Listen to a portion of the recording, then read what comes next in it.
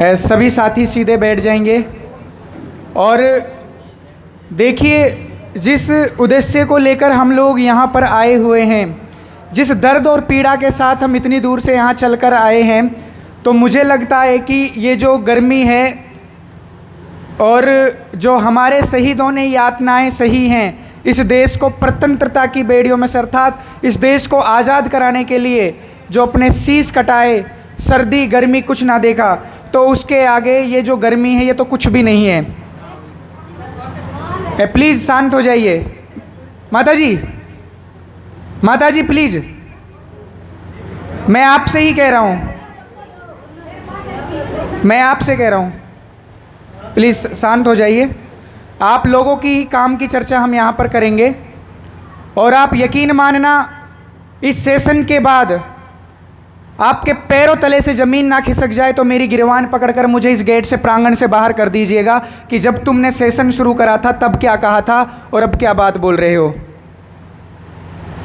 आप यकीन मानना, आपको लगने लगेगा कि आप जिस परिवेश में आज जी रहे हो, वो आज जिन यातनाओं में, जिन कर्ज की समस्या में, शिक्षा की समस्या में, स्वास्थ्य की समस्या में, इस न्यायिक जो आपकी व्यवस्थाएं चली हुई हैं, इनसे जो आप जूझ रहे हो, उसका कारण जब आप लोगों को समझ में आएगा तो आपके पैरों तले से ज़मीन खिसक जाएगी। आपको समझ नहीं आएगा कि हम करें तो करें क्या, आपको कोई भी रास्ता नज़र नहीं आएगा। इसीलिए हम इतनी दूर से यहाँ चलकर आए हैं। तो ये बड़ी गंभीर चर्चाएं आप लोगों के बीच में हम करेंगे, जो आपकी आने वाली नस्ल से जुड़ी हुई है, आपके आने वाली फसल से जुड़ी हुई है, जो आपके अस्तित्व से जुड़ी हुई है। आप लोगों को नहीं पता कि आप लोग क्या खा रहे हो, खेतों में क्या बो रहे हो, क्या पढ़ रहे हो। हम लोगों को कुछ भी नहीं पता। जो आज हमारे सामने थाली परोसी जा रही है, हर चीज़ में आप लोगों को जहर परोसा जा रहा है, लेकिन हम लोगों को कुछ नहीं पता। ये सारी बातें आपको जानने को मिलेगी इस 3 दिवसीय प्रशिक्षण सत्र में। और आज का ये 3 दिवसीय प्रशिक्षण सत्र का पहला सत्र है, जिसमें आज हम अपनी चर्चा शुरू करेंगे। मैं यहाँ पर कोई भाषण नहीं दूंगा, आप लोगों से जुड़कर चर्चा करूँगा परस्पर। मैं कोशिश करूँगा कि आप लोग मुझसे कनेक्ट हो रहे हैं और मैं आप लोगों से कनेक्ट हूँ। कोई भाषणबाजी नहीं होगी, आपस में एक दूसरे से जैसे वार्तालाप करते हैं, ऐसे चर्चा को शुरू करेंगे। अगर मैं आप लोगों से पूछूं कि जीवन में सबसे ज़्यादा ज़रूरी और सबसे कीमती वस्तु क्या होती है, तो आप बता सकते हो? जी, अरे बोल पड़ो जी। स्वास्थ्य। और साथी बता सकते हो कि एक साथी ने बताया कि जीवन में जो सबसे ज़्यादा ज़रूरी होती है और जो सबसे ज़्यादा कीमती होती है वो क्या होती है? स्वास्थ्य। और कोई दूसरा साथी? जी, क्या जी? श्वास। हाँ जी, कोई और साथी? माताओं, जीवन में सबसे ज़्यादा ज़रूरी क्या चीज़ है जिसके बिना कुछ हो ही नहीं सकता? जी, और जो सबसे ज़्यादा कीमती है? हाँ जी, क्या जी? जंगल। जी, आप बताइए। जल, जंगल, जमीन। और साथी बताइए। अन्न देवता, शिक्षा। और बताइए। सबसे ज़्यादा ज़रूरी एक साथी बता रहे हैं पानी। और बताइए। आप लोगों को इस सभा में लगना चाहिए कि जिंदा लोग बैठे हैं।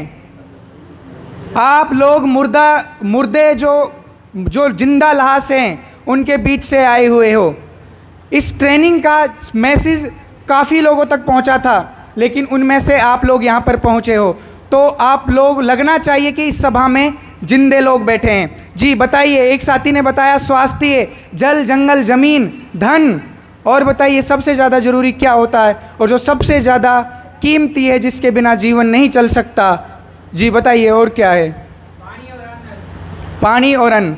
चलिए मैं आपको बताता हूँ, जीवन में जो सबसे ज़्यादा ज़रूरी होती है वो होती है बुद्धि।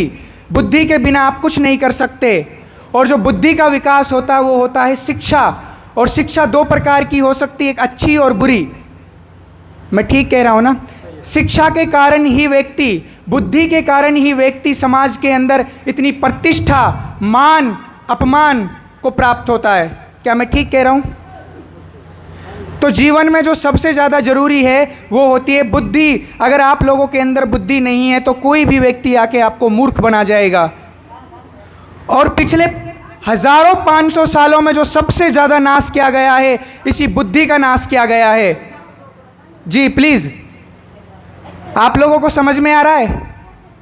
जो हमारा सबसे बड़े लेवल पर जो नाश करा गया है वो बुद्धि का, और जो सब इसके मूल में जो होती है वो होती है शिक्षा। शिक्षा के कारण ही हमारी बुद्धि का विकास होता है। और शिक्षा दो प्रकार की हो सकती है, अच्छी और बुरी। अच्छी शिक्षा आपको मान, प्रतिष्ठा और निकृष्ट योनि से अलग लेकर जाएगी। आपका समाज में एक मान, आप सम्मान मिलेगा।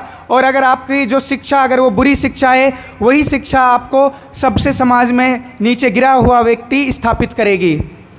मैं ठीक कह रहा हूँ ना? अब जब जो बुद्धि का जो निर्माण होता था वो शिक्षा होती थी। और उस शिक्षा की जब मैं बात कर रहा था, आज जब आप देखोगे, जो आज से पहले, जैसे भाई जी बात कर रहे थे कि मैं भारत को अंग्रेज़ों से पहले का भारत बनाना चाहता हूँ। क्या हम लोग जानते हैं कि अंग्रेज़ों से पहले का भारत कैसा था? हम लोगों को नहीं पता, क्योंकि हम लोगों को पढ़ाया नहीं जाता। हम लोगों को कभी बताया नहीं गया कि अंग्रेज़ों से पहले हमारे जो भारत की स्थिति आर्थिक, न्यायिक, स्वास्थ्य और ये राजकीय जो व्यवस्थाएं हुआ करती थी वो कैसी होती थी, हमें किसी को नहीं पता। देखिए, किसी भी, चाहे वो स्वास्थ्य तंत्र हो, चाहे न्यायिक तंत्र हो, चाहे वो शैक्षणिक तंत्र हो, कोई सा भी तंत्र हो, सबके मूल में एक ही चीज़ होती है, वो होती है शिक्षा। अगर आपकी शिक्षा का नाश कर दिया जाए तो आपको पूर्ण रूप से बर्बाद कर दिया जाएगा। आपको परतंत्रता की बेड़ियों में कैद करना, जकड़ना बड़ा आसान हो जाएगा। पिछले 500 सालों में जो सबसे बड़ी हानि हुई है अपने इस भारत पे, वो हुई है इसके शैक्षणिक तंत्र पर। अपना शैक्षणिक तंत्र कैसा हुआ करता था? अच्छा, आप मुझे ये बताइए, आज से पहले कहते हैं कि जो 5वीं पास था वो पुलिस में लग जाता था, वो आर्मी में भर्ती हो जाता था। और आज का एमए, पीएचडी करा हुआ व्यक्ति भी बेरोजगार है। तो बताइए, शिक्षा बढ़ी या घटी? नहीं, पहले तो 5वीं क्लास का जो व्यक्ति था वो क्या करता था? आर्मी में लग जाता था। लेकिन अब तो पीएचडी करा हुआ व्यक्ति बेरोजगार, इसका मतलब बढ़ी है।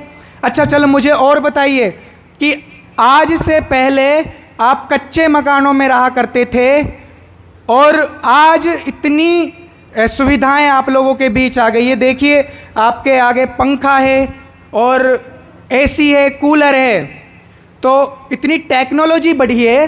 तो बताइए, शिक्षा बढ़ी या घटी? बढ़ी है ना? बताते तो ऐसा ही है कि शिक्षा बढ़ी। अच्छा, आज से पहले जो व्यक्ति थे वो बैलगाड़ी पर चलते थे, पैदल चलते थे, कच्चे रास्ते हुआ करते थे। आज पक्की सड़कें हैं, आज मोटर गाड़ी आ चुकी है। जो सफ़र आप लोग लगभग 2-3 दिन में तय क्या करते थे, अब उस सफ़र को आप 2 घंटे में, 1 घंटे में, 40 मिनट में, 20 मिनट में, 10 मिनट में, 5 मिनट में। तो शिक्षा घटी कैसे? शिक्षा तो बढ़नी चाहिए। अच्छा बताइए, आज से पहले जब कच्चे मकान हुआ करते थे, कच्ची सड़कें हुआ करती थी, लोग पहले ज़्यादा खुश थे या आज ज़्यादा खुश हैं? आज टेक्नोलॉजी भी बढ़ी है, शिक्षा भी बढ़ी है, सब कुछ बढ़ा है, फिर भी आज लोग दुखी क्यों हैं? पहले मकान कच्चे हुआ करते थे, सड़कें कच्ची हुआ करती थी, लेकिन जो उन मकानों में रहने वाले लोग थे वो पक्के हुआ करते थे। और जो वो लोग पक्के हुआ करते थे, उन लोगों को कच्चा कैसे बनाया गया, उन लोगों को कैसे तोड़ा गया, इसके पीछे का षड्यंत्र आप समझिए। आज से पहले एक 70 साल का बुजुर्ग खेत में जाके हल से खेत को जोता करता था। क्या मैं ठीक कह रहा हूँ? बताइए, क्या आज का मेरी उम्र 23 साल है, क्या 23 साल का नौजवान पूरे दिन खेत के अंदर काम कर सकता है? क्या आज 50 साल, 30 साल, 20 साल, 50? जी माता जी, देखिए बीच में कोई नहीं उठेगा। अगर किसी को उठ के जाना, वो अभी चले जाइए। जब मेरा सेशन ख़त्म होगा तो आप लोग मैंने आप लोगों से कहा था कि अगर आपको लगे जो मैंने यहाँ पर बातें करी थी वो बातें निराधार थी, उन बातों का कोई औचित्य नहीं था, लाभ नहीं था, तो मुझे बताइएगा। तो मैं आप लोगों के बीच में चर्चा कर रहा था कि उन मकानों के अंदर जो लोग रहा करते थे वो कच्चे नहीं थे, पक्के थे।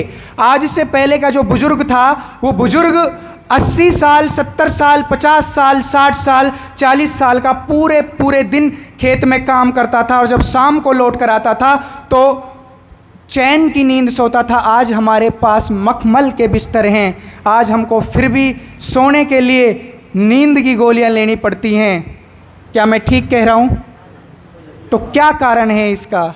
ऐसी कौन सी परंपराएं थी अपनी इस भारत देश की, ऐसा कौन सा तंत्र था, ऐसी कौन सी व्यवस्थाएं थी जिसके कारण से हम एक सुखपूर्वक राम राज्य के भांति जीवन यापन क्या करते थे और जो पिछले कुछ चंद सालों में टूट गए। क्या आज ऐसा भारत बनाना संभव है? इस पर भी हम चर्चा करेंगे। शुरुआत में मैंने चर्चा करी थी कि बुद्धि का विकास करने के लिए जो मूल में होती है वो होती है शिक्षा। और जो हमारे देश की शिक्षा हुआ करती थी वो शिक्षा हुआ करती थी गुरुकुलीय शिक्षा। इस गुरुकुल के अंदर हम लोगों को पठन पाठन की जो विद्याएं हुआ करती थी उसके अंदर 64 कलाएं स्त्रियों की और 72 कलाएं पुरुषों को सिखाई जाती थी। उन 72 कलाओं में आपको अलग अलग कलाएं सिखाई जाती थी। उसमें आपको रंग रंगोली की, आपको अर्थशास्त्र पढ़ाया जाता था, उसमें आपको धातु शास्त्र पढ़ाया जाता था, उसमें आपको हथियारों के बारे में पढ़ाया जाता था, खगोल शास्त्र पढ़ाया जाता था और पानी के बारे में पढ़ाया जाता था, मिट्टी के बारे में पढ़ाया जाता था, वेदों के बारे में पढ़ाया जाता था, दर्शन के बारे में पढ़ाया जाता था। अलग अलग प्रकार की कलाएं हुआ करती थी और इस शिक्षा के माध्यम से जो इस विद्या के स्रोत थे, विद्या के माध्यम से हम अपनी आजीविका का साधन प्राप्त करते हुए इन गुरुकुलों से हमको समाज में स्थापित किया जाता था कि हमारी समाज में कहाँ जगह है गुरुकुलों के माध्यम से। तो हुआ क्या, जो गुरुकुल, जिन गुरुकुलों के कारण हमारे भारत के अंदर विदेशी यहाँ से शिक्षा प्राप्त करके जाया करते थे, कि बताते हैं कि जब भारत के अंदर चाणक्य जैसे महापुरुष और इतने कूटनीतिज्ञ, राजनीतिज्ञ, अर्थशास्त्री जब पैदा हुए तो विदेशों के अंदर लोग खाना भी नहीं जानते थे, उनको कपड़ा पहनना भी नहीं आता था। उस समय भारत के यहाँ के लोग सर्जरी क्या करते थे, सर्जरी। ऐसा भारत था यहाँ का। अब उस शिक्षा को तोड़ा कैसे गया, उस शिक्षा को आप लोगों से छीना कैसे गया?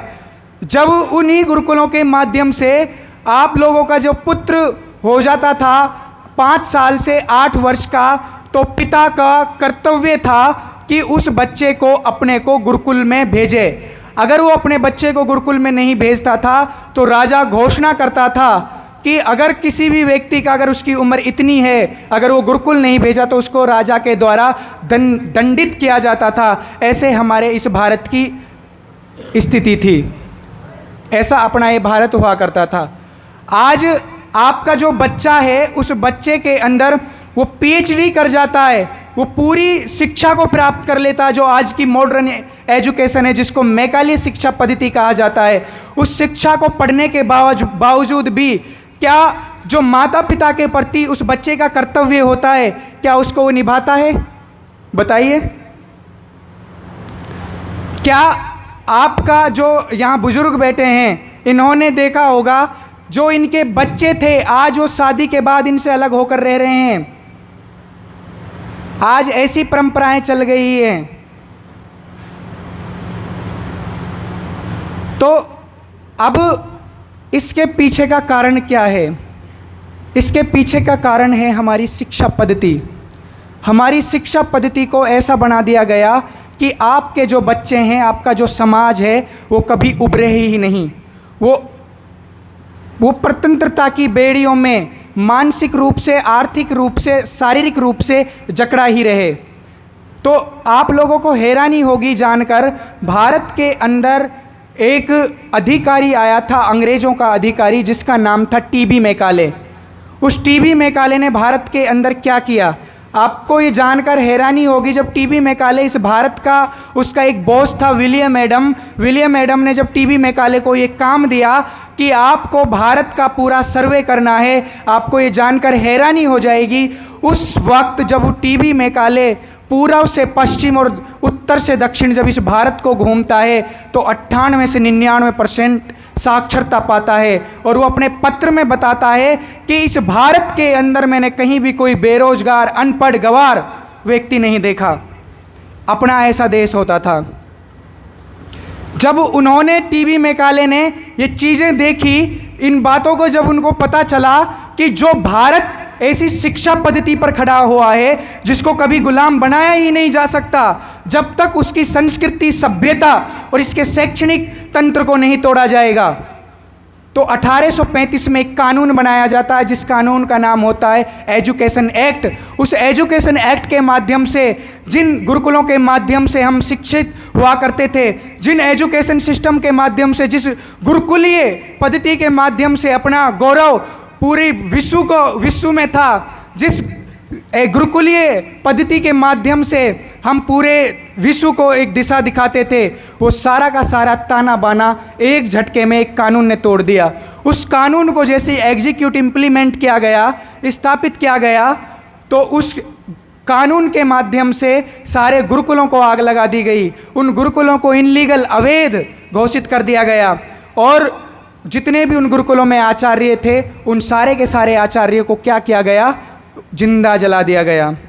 और उसी समय वो स्थापित करते हैं कॉन्वेंट स्कूल। और कॉन्वेंट स्कूल का अर्थ मतलब यूरोप में ये होता है लावारिसों का स्कूल होता है। वहाँ जिनके माता पिताओं के बारे में नहीं पता होता, उसमें उन बच्चों को पढ़ाया जाता है। और वो कॉन्वेंट स्कूल आज आज़ादी के 75-76 साल बाद भी चल रहे हैं। तो जब टीबी मैकाले को ये बातें पता चली कि इस भारत को तब तक नहीं तोड़ा जा सकता जब तक इसकी संस्कृति को और इसकी शैक्षणिक, इसकी शिक्षा पद्धति को नहीं तोड़ा जाएगा। उन्होंने शिक्षा पद्धति को ध्वस्त किया, अपनी शिक्षा पद्धति को स्थापित किया। आज उसी शिक्षा पद्धति के माध्यम से जितनी भी आज आप लोगों के बीच में मैं जब बात कर रहा था बुद्धि, उस बुद्धि का नाश इसी शिक्षा पद्धति से क्या गया है और वो कैसे करा गया है, अब आप लोग ये समझिए। आप लोगों का माइंड प्रोग्रामिंग किया जाता है ब्रेन वॉश के माध्यम से, माइंड कंट्रोलिंग के नाम से, सम्मोहन के माध्यम से और नाना प्रकार के माध्यम से। तो उसमें जो सबसे बड़ा रोल निभाया जाता है आज इस शिक्षा पद्धति, जो आज उस लॉर्ड मैकाले के अंग्रेजों की देन है, उसका आप षड्यंत्र समझिए कि किस प्रकार से उन लोगों ने अपने यूरोपीय त्योहारों को अपनी शिक्षा पद्धति के माध्यम से हमारी संस्कृति में घुसा दिया। और आज हम लोग शरीर से तो भारतीय हैं, लेकिन आज हमारी पूरी तरीके से जो आत्मा है वो अंग्रेजियत की है। आप लोगों ने सुना होगा भारत के अंदर फादर्स डे मनाया जाता है, रोज डे मनाया जाता है। किस डे मनाया जाता है? मनाया जाता है या नहीं मनाया जाता? मदर्स डे मनाया जाता है। ये सारे के सारे जो देन है ये अंग्रेज़ों की देन है। चलो ये मैं आपके लोकल, जो आपको आसानी से जो समझ में आएगा आप समझिए। स्कूलों के अंदर आज जो बच्चियों को शॉर्ट कपड़े पहनाए जा रहे हैं, उसका षड्यंत्र आप लोग समझिए क्यों पहनाए जा रहे हैं। वो हमारी जो गुरुकुलीय शिक्षा पद्धति होती थी उसमें यह बताया जाता था कि जो लड़कियों का गुरुकुल है वो कम से कम 5 किलोमीटर दूर होना चाहिए और उन गुरुकुलों में जो अध्यापक होना चाहिए, अगर लड़कियों का गुरुकुल है तो उसमें महिला ही अध्यापिका होनी चाहिए और जहाँ पर लड़कियाँ पढ़ती हो वहाँ पर 5 साल का बच्चा भी ना जा पाए, ऐसी व्यवस्था बनाई गई थी। और जहाँ पर लड़के पढ़ते हैं उस जगह पर वहाँ पर 5 साल की बच्ची भी ना जा पाए। और उसमें जो उन लड़कों को पढ़ाने की जो व्यवस्था थी, लड़कों को अध्यापक ही पढ़ाते थे। लेकिन आज लड़के और लड़कियों को एक साथ पढ़ाने का आप लोग षड्यंत्र समझिए। इस एजुकेशन सिस्टम के माध्यम से आज लड़कियों को शॉर्ट कपड़े पहनाए जाते हैं। इसके पीछे का कारण जानिए आप लोग, क्यों पहनाए जाते हैं। आप लोगों को जो प्रजनन अंग के बारे में पढ़ाया जाता है वो उसी उम्र में क्यों पढ़ाया जाता है? जिस उम्र पर वो अपने एक युवा अवस्था में आते हैं। इस षड्यंत्र को समझिए आप। इस शिक्षा पद्धति का जो सबसे बड़ा रोल रहा है, इस शिक्षा पद्धति को स्थापित करने की जो सबसे बड़ा कारण रहा है, वो यही रहा है आपको पूर्ण रूप से मानसिक रूप से लाचार बनाना, बुद्धि भ्रष्ट करना आपका। और उस बुद्धि भ्रष्ट करने के लिए आप लोगों को माइंड प्रोग्रामिंग की जाती है, मानसिक रूप से नियंत्रित किया जाता है। आप लोगों को वो चीज़ें दिखाई जाती हैं, वो चीज़ें सुनाई जाती हैं, वो चीज़ें पढ़ाई जाती हैं। आप इसका एक एग्जाम्पल देखिए। आज जब आप टीवियों में सॉन्ग सुनते हैं, गाने सुनते हैं, तो उनमें सुनते हैं तू चीज़ बड़ी है मस्त मस्त। जब ये बच्चा एक नौजवान लड़की जब इस चीज़ को पढ़ेगी और जो वो शॉर्ट कपड़े पहन कर जा रहा है और जब इन चीज़ों को वो देखेगा, तो उसका मानसिक रूप, उसका मानसिक जो किस प्रकार से डेवलप होगा आप सोचिए। लड़की बड़ी है, बॉम्बार्ड कैसी चीज़ें आपको पढ़ाई जा रही है। आपको टीवी में नग्न चित्र दिखाए जा रहे हैं, अखबारों में ये जो अभिनेत्री हैं, ये जो भांड हैं, ये आप लोगों को दिखाई देते हैं। चित्र के माध्यम से, शब्दों के माध्यम से, स्क्रीन के माध्यम से आप लोगों का ब्रेन वॉश किया जा रहा है, माइंड प्रोग्रामिंग की जा रही है। और उसके पीछे का जो सबसे बड़ा कारण है, वो ये कारण है हमारा जो ये मस्तिष्क होता है, इसके अंदर तरंगें निकलती हैं, जिन तरंगों को हम कहते हैं alpha, beta, gamma, theta, delta. ये तरंगें अलग अलग होती है। कोई तरंगें हमको ले जाती है मेडिटेशन की तरफ, कोई तरंगें ऐसी होती है जिनके कारण हम चालाकी, चतुराई दिखाते हैं। ये सारी वो तरंगें होती हैं। और इन्हीं तरंगों को इन लोगों ने क्या किया, जकड़ लिया। इन लोगों ने इन तरंगों को ऐसे जकड़ लिया कि आप समझ नहीं पाओगे कि आप लोग जो देश की मूल समस्याएं हैं उनकी तरफ आपका ध्यान जाता ही नहीं, और आप उलझे हुए हो किस चीज़ में। आप सुबह उठते हो, नौकरी के लिए तैयार होते हो और किसी कंपनी में जॉब करते हो, गधों की तरह दिन भर मजदूरी करते हो और शाम को खाना खाते हो और सो जाते हो। आप लोगों को कुछ मतलब नहीं होता कि पड़ोसी के घर में आग लग रही है या हमारे घर में आग लग रही है। आज भाई भाई का ना रहा, आज रुपया के लिए इतनी बड़ी अहमियत दे दी। हम कहते हैं कि बाप ना भैया सबसे बड़ा। बताइए कहाँ जा रहे हैं हम। ये सारी की सारी देन है इस शिक्षा पद्धति की। और समझिए इसी शिक्षा पद्धति के माध्यम से आपको क्या किया जाता है। हम लोग पहले क्या करते थे, मेडिटेशन क्या करते थे, जिसको हम ध्यान, धारणा, समाधि बोलते हैं। हम यम नियम का पालन क्या करते थे।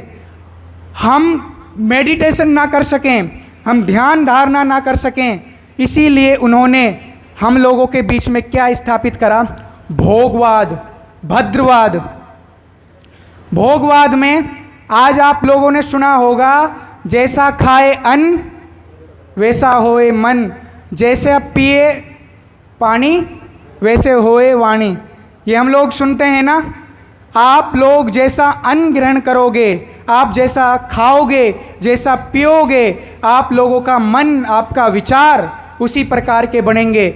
आप लोगों के विचार इस राष्ट्र के प्रति सोचने वाले ना बने। इस राष्ट्र के प्रति, आप समाज के प्रति, अपने बच्चों के प्रति, परिवार के प्रति ना सोच पाओ। इसीलिए उन लोगों ने, आप इनका षड्यंत्र देखिए, कितनी बारीकी से ये लोग ये षड्यंत्र रचते हैं। आज हम लोग तो ये कहते हैं कि आज भारत चंद्रयान 3 भेज दिया और आसमान में पहुंच गया, लेकिन आज भी यूरोप के लोग क्या करते हैं, आज भी यूरोप के लोग हमारे मस्तिष्क पर रिसर्च करते हैं।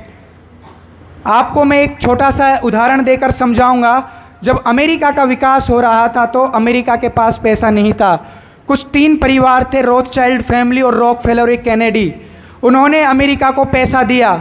अमेरिका को जब उन्होंने पैसा दिया तो उन्होंने ये कहा कि हम ये पैसा वापस ना लेंगे, लेकिन हमें कुछ राज्य चाहिए, क्षेत्र चाहिए, उसी से ही हम ये वसूल करेंगे।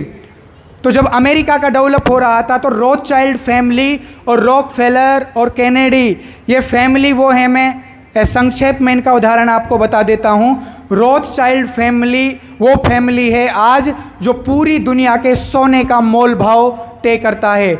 आज जो पूरी दुनिया की बैंकिंग सिस्टम का मालिक है वो रोथशाइल्ड फैमिली है। आज जो ये तय करता है कि कौन, मतलब जिनके अनुकूल सरकारें बनती हैं, राष्ट्रपति बनते हैं, मंत्री बनते हैं, वो फैमिली है रॉथस्चाइल्ड फैमिली। दूसरी जो मैं नाम ले रहा था, रॉकफेलर, पूरी दुनिया का जो तेल, ड्रग्स, ये दवाइयाँ, इनका जो व्यापार है वो रॉकफेलर फैमिली है।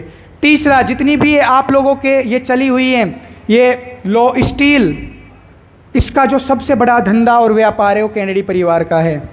तो उस समय ये जो परिवार थे ये सबसे अमीर परिवार थे। तो उस समय ये लोग कहते हैं कि अमेरिका का विकास जब हो रहा था, उसके पास पैसा नहीं था, इन्होंने पैसा दिया और इन्होंने वहाँ पर शर्त रखी कि हमें कुछ राज्य चाहिए। उन राज्यों से ये पैसा वसूलने लगे और ये जो इतने अमीर थे उससे और ज़्यादा अमीर होने लगे।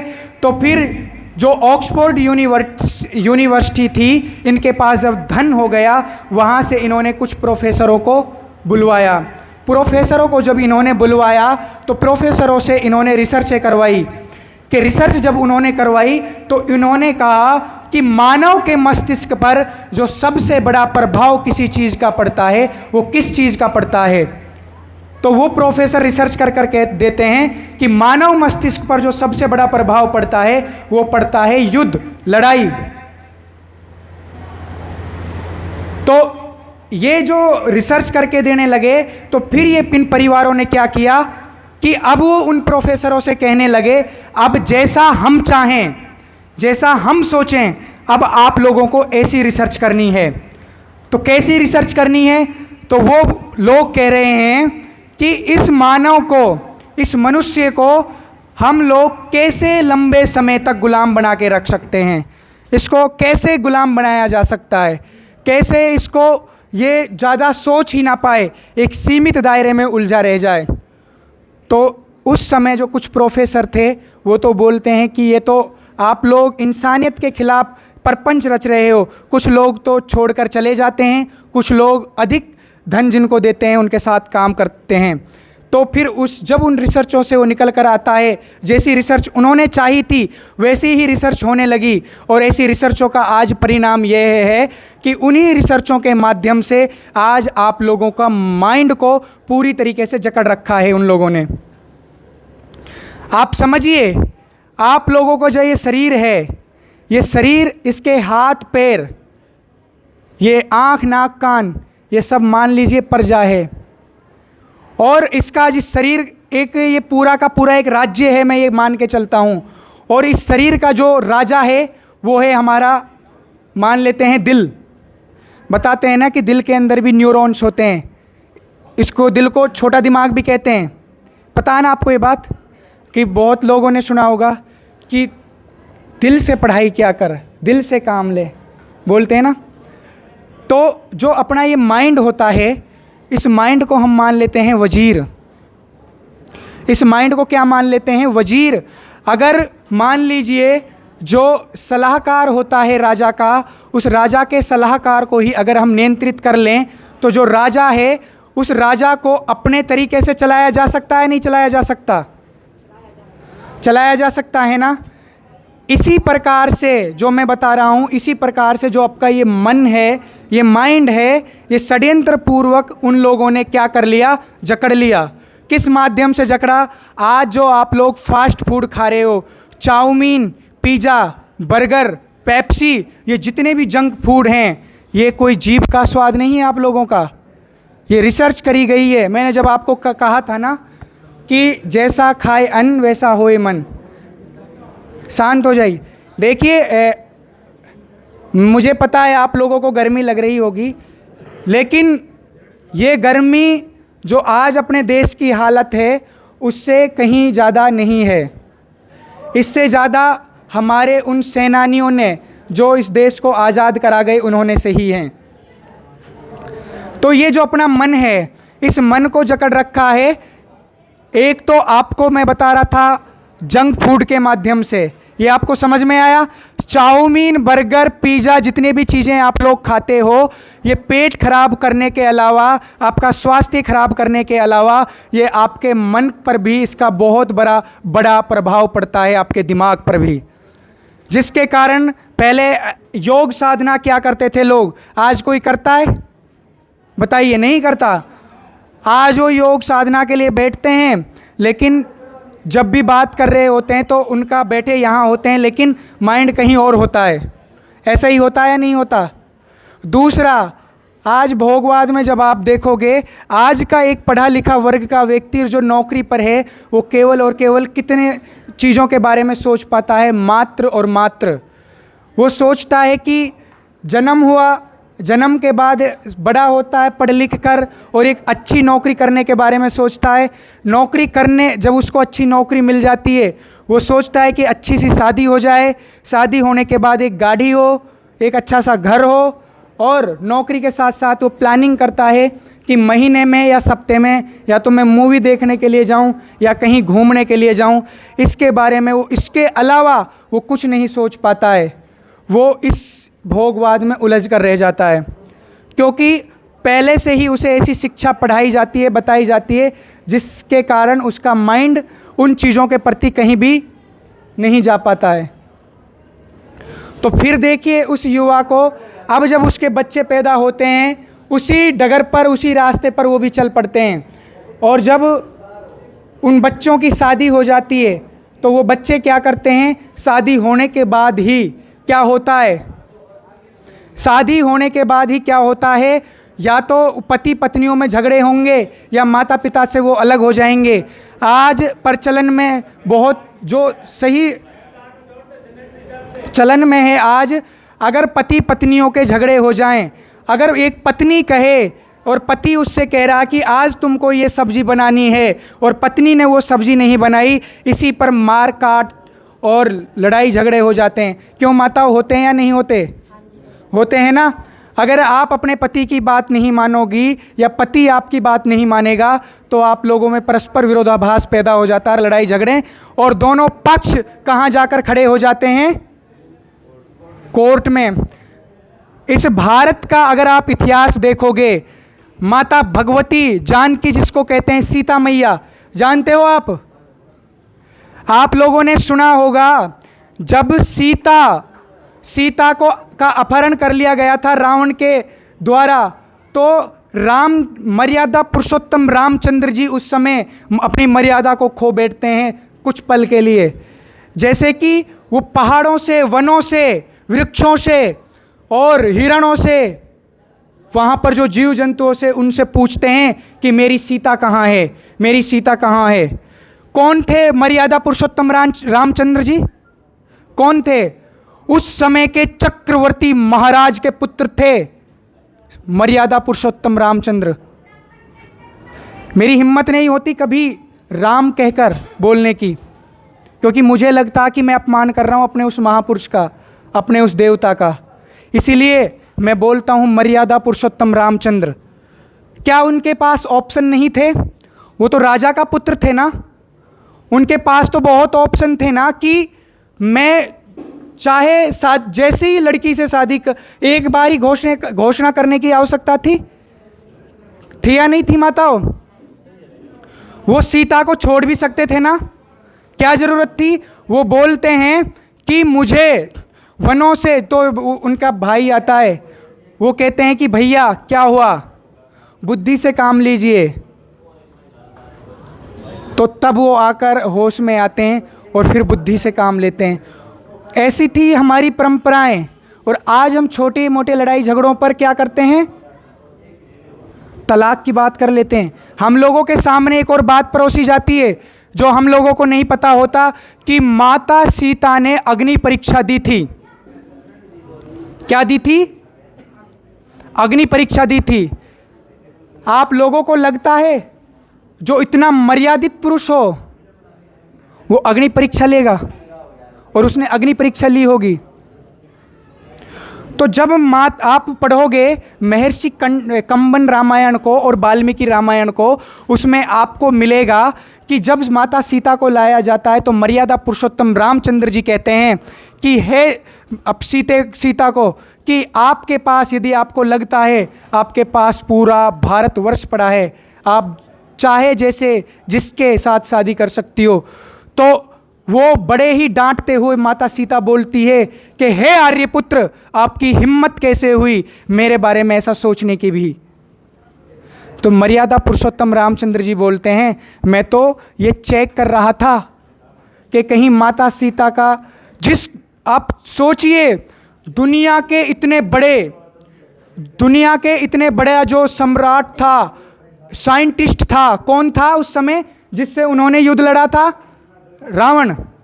अरे बोल पड़ो, कौन था? रावण। और रावण की उस नगरी को कहा जाता है कि वो सोने की लंका थी। अतिशयोक्ति लगाकर कहते हैं कि वो जो लंका थी, ऐसी नगरी भारतवर्ष में कहीं पर भी नहीं थी।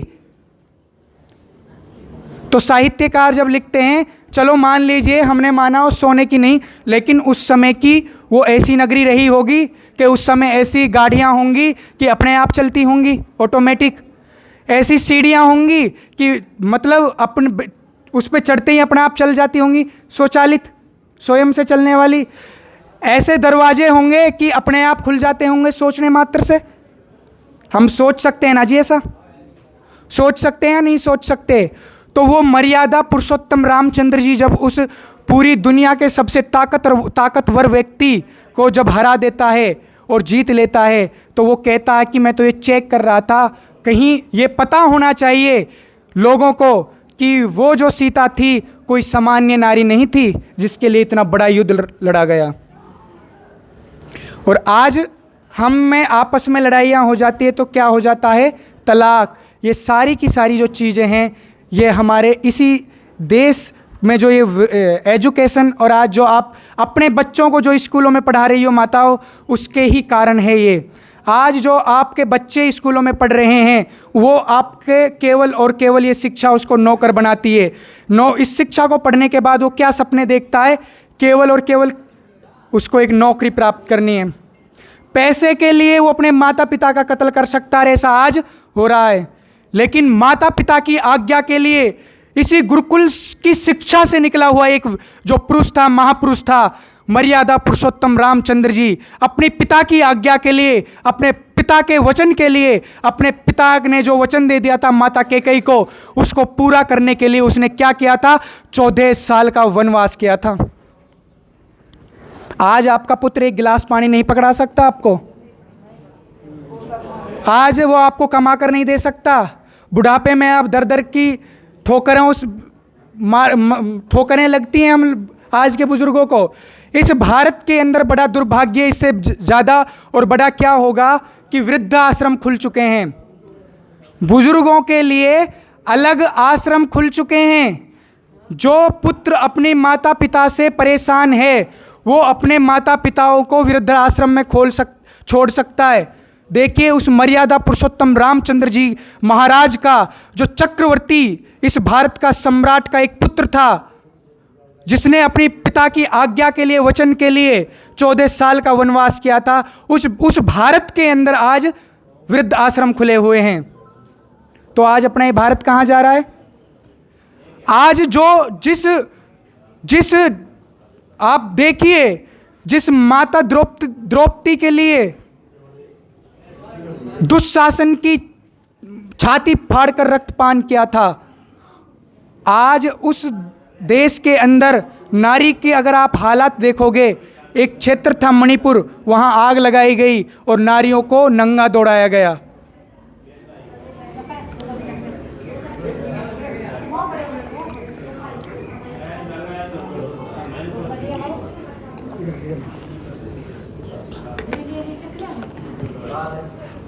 तो जो मैं आप लोगों को ये बातें बता रहा हूँ, ये बातें आपको इसलिए अच्छी नहीं लग सकती क्योंकि वर्तमान में जो आप जिन समस्याओं से पीड़ित हो, आपको लगता है कि उन समस्याओं से हम निकल जाएं, तो संपूर्ण समाधान हो जाएगा, बाकी भाड़ में जाए। जैसे कि आप लोग कर्ज की समस्या से पीड़ित होंगे। कितने लोग हैं? एक बार हाथ खड़ा करना। चलो हाथ तो क्या ही खड़ा करना है, ऐसा कौन सा तबका बचा है जिसके पास कर्जा ना हो? आज पता है भारत के पास 200 लाख करोड़ का कर्जा है, 200 लाख करोड़ का अपने इस भारत के पास। तो ये जो तंत्र है, इसके मूल में भी जब तक आप शिक्षित ना होगे, जब तक आपको ज्ञान नहीं होगा, तब तक आप इन चीज़ों को नहीं समझ पाओगे। इसीलिए हम लोगों की जो मूल परंपराएं हैं उनसे हमको जुड़ना पड़ेगा, और जब तक अपनी उन मूल परंपराओं से हम नहीं जुड़ेंगे तब तक हम इन समस्याओं से बाहर नहीं निकल पाएंगे।